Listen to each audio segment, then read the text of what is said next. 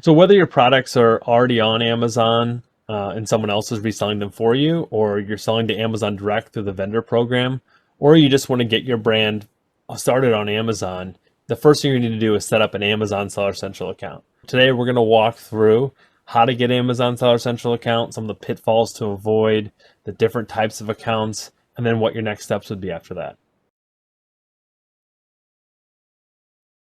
So, what is an Amazon Seller Central account?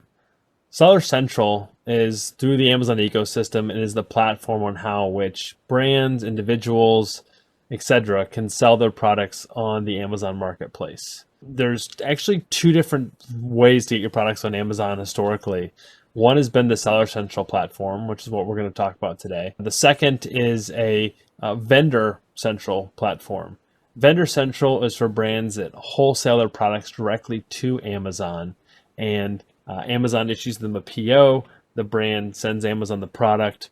Amazon cuts a check 60 to 90 days later for that product. But Amazon controls everything in terms of price and promotion, advertising, everything like that. On the Seller Central side of things, that's where you have much more control over your products. You're actually selling as a third party seller, or sometimes it's called 3P on the Amazon platform. Vendor Central is kind of called the 1P side. So the Seller Central, the 3P side, that's where you're just selling through Amazon's ecosystem or through the marketplace as a third party seller, even though you may be selling directly as the brand yourself. Sell via the Seller Central platform, you have much more control over the price, the promotion, and many other facets that kind of involve the whole Amazon ecosystem. And Amazon themselves are actually pushing almost all brands to the Seller Central side of things outside of those large CPG type brands or large relationships that they want to carry. There are actually two different types of Amazon Seller Central accounts that you can have. One is what's called an individual account. The other one is a professional account. Every brand out there, you're going to want a professional account. Now, the differences between these two is that the professional account costs $40 per month, while the individual account is free, but you have an additional dollar item charge per sale. Now, that's not the only difference. The other big difference is that you're very limited on what you can do in the individual account. You actually cannot have authorized users, additional users on your account, and you actually are not eligible to do what's called get the buy box, which if you're a brand selling direct on Amazon, you'd want to have that all the time. So for any new brand out there, you want to have an Amazon professional Seller Central account. To give you a little more context of the difference between 1P or the vendor side of things and 3P, the Seller Central side of things, is that selling via 1P is like selling to a grocery store and they're going to carry your item and they're going to put it on the shelf and promote your item. Selling via 3P is very similar to selling at a farmer's market, right? Where you're having that direct relationship with the product. You're able to sell directly to the consumer. You're able to control the price. You're able to control the signage, where everything looks like. You don't have that control in the grocery store. Actually, the platform on Amazon, as a customer, what the customer sees is they'll actually see when it's 1P, they'll see sold by and ships from Amazon.com. Both of them will say Amazon.com. On the Seller Central side of things, customers, that's where you see sold by ABC company or ABC brand, fulfilled by Amazon if they're using the FBA, fulfilled by Amazon system. So basically now you're at a point where you're ready to set up your own Amazon Seller Central account. Here's a couple mistakes that I've seen brands make in the past that we definitely recommend avoiding these because they can create a lot of issues. So first off, always create a new username and password. Never use an existing personal Amazon login, or even if you have a business login you use just for business, just create a brand new username and password. And I'll kind of explain that in a little bit here of why you want to do that.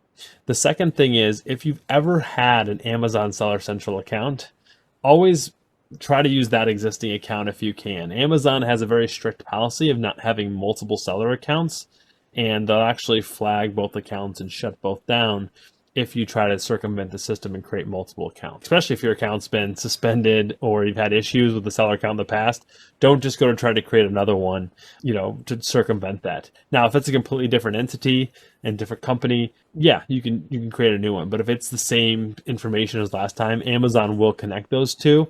They may not do it right away. It may take a month or two down the line, but the last thing you want is to be in the middle of onboarding and getting your products onto Amazon, and you have this issue with that. Going back to the, you know, creating that unique email address, that unique login for Amazon, you want that email to be shared, and the credentials for that email to be shared amongst multiple people at your company.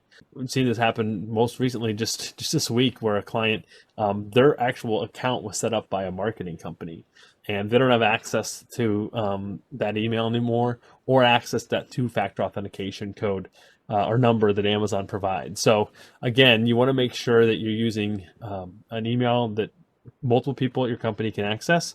Also, again, that number for two-factor authentication, using a number that both those people have access to. So again, it could be something as simple as even a free Google Voice number that both people can get text to for the identification code, because if one person leaves the company or there's a dispute, you don't have one person leaving with the entire keys essentially to your Amazon Seller Central account.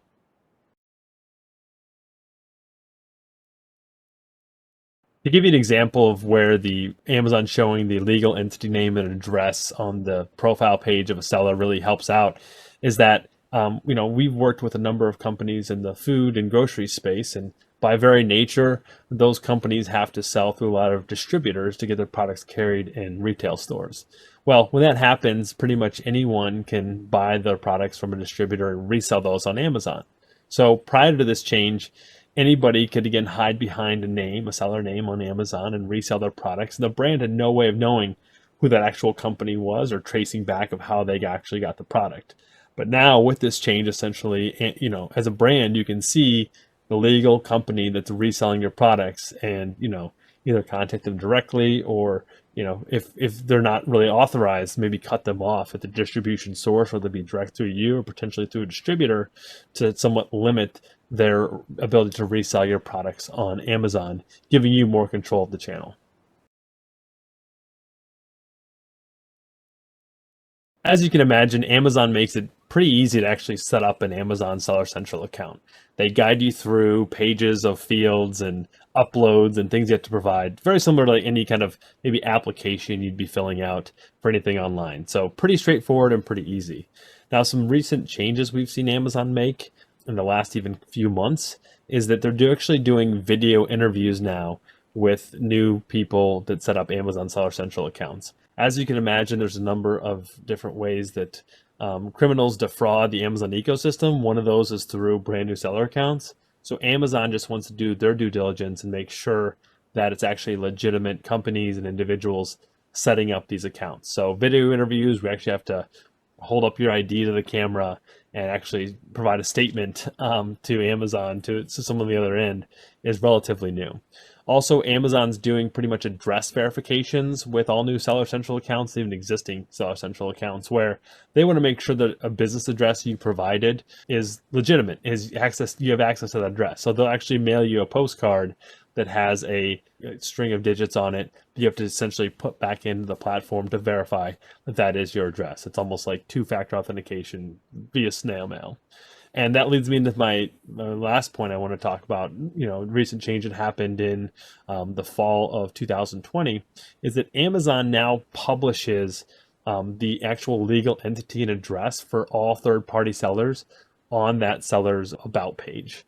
And so most customers aren't going to look for that, and they're not going to care. But from a brand perspective, it's great from a brand to know who's reselling my products. Before, third-party sellers, if they were reselling your products on Amazon, they could hide behind a fictitious store name that was no way linked to their company name, and you would never know that. But now Amazon requires a legal entity and a business address to be visible on their profile. Amazon actually just puts it on there based on what's in the back-end system. And so my point is, especially when you just want to keep that in mind as you're creating a new account, is that you're essentially, your legal entity is going to show on there, and also whatever address you choose is going to show on there as well. All right, so you've got a Seller Central account set up. It's been fully verified by Amazon. You've done the postcard verification, the video interview, everything. Now you're ready to go, right? What do you do next? Well, getting the account set up is really just the beginning of the battle, essentially. Now you've actually got to get your products up there. You've actually got to be able to apply for brand registry. Brand registry is a program that Amazon gives two brands, when you have an active registered trademark, it gives you access to all different kinds of tools on the platform. And we highly recommend brand registry for all of our clients and really anyone selling on Amazon. But then also it's applying for that, getting that tied to your Seller Central account, and then getting your products up on Amazon. So again, getting the Seller Central account established and active is just one small piece and really the beginning piece to get started on Amazon.